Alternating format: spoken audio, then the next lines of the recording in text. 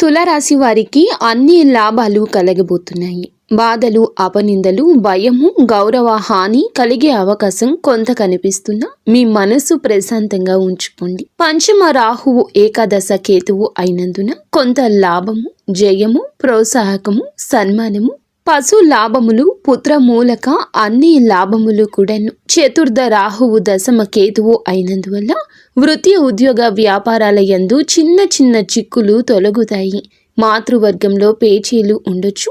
గృహమునందు చిన్న చిన్న అశాంతులు వచ్చే అవకాశం ఉంది. కావున కాస్తంత జాగ్రత్తగా ఉండండి. చర్చల్లో పాల్గొనేటప్పుడు జాగ్రత్త.